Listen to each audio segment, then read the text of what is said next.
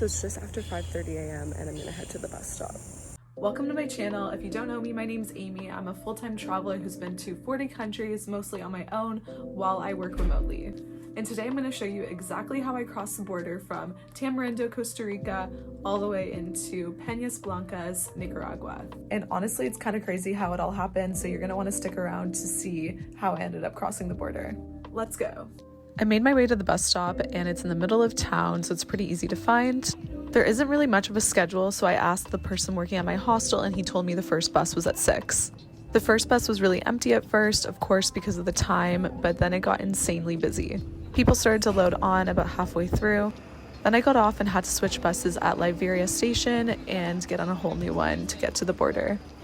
So at this point, I started to see exactly how insane the rest of the journey was going to be, because it was Semana Santa, which is the Easter weekend, and it's a holiday. If I can tell you one thing and you take away one thing from this video, it's do not cross the border on a public holiday, because it is an absolute disaster and nightmare. So I only managed to get this one clip to show you a little bit of how busy it was on this bus, but I ended up sitting on the floor the whole time. Once you get off the 2-hour bus, you end up at the border and you have to walk for a while until you get to another line. Luckily, I met some other travelers, so I waited with them, but we were in this line for about an hour.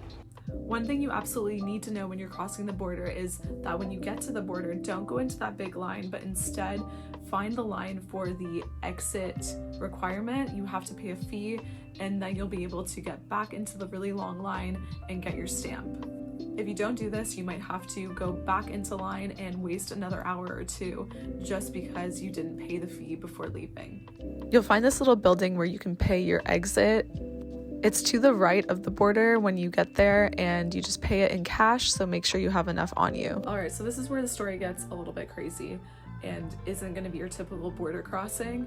When we were in line, this Costa Rican man kind of slithered his way into our group and then got some other people into the line behind us. It was a Canadian family doing a border crossing, and we later found out that they had paid him to help them just cross the border and come back into Costa Rica.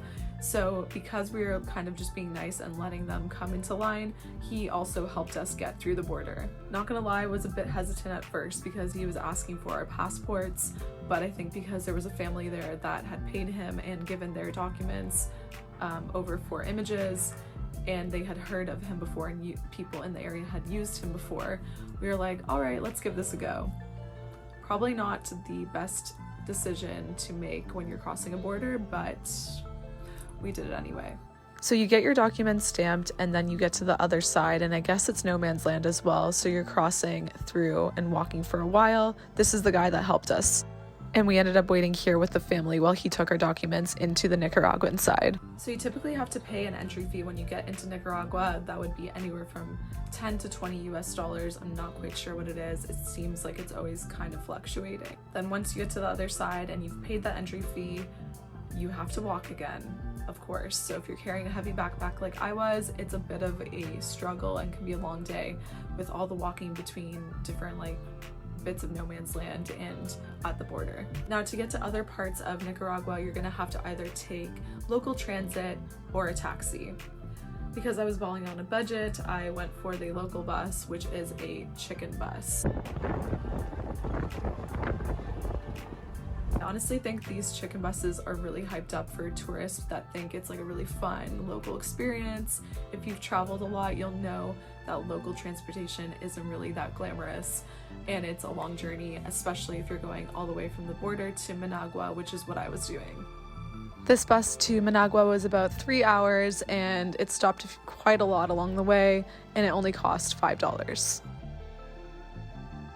If you do end up taking a chicken bus to get around or local transportation, make sure you have your eyes on your stuff, because I didn't the whole time when I was sitting, and as soon as I got off, I noticed that my water bottle had been stolen.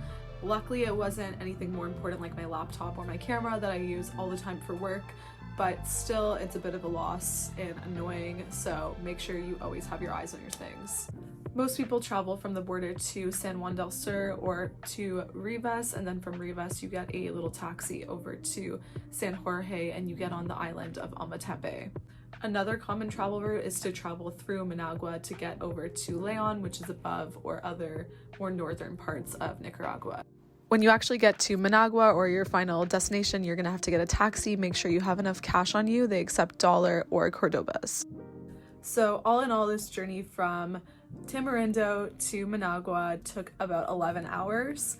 And that's definitely because of the holiday. So typically I think this route would take closer to 7 or 8 hours, which is still a long time. And I would definitely recommend checking out shuttles if you can afford to take them, because they're so much more efficient than the local transport, but it's still a fun experience to try it out if you've never been on the local buses and want to see how most people travel. So that pretty much sums up my very unorthodox crossing from Costa Rica to Nicaragua via many different buses and forms of transportation.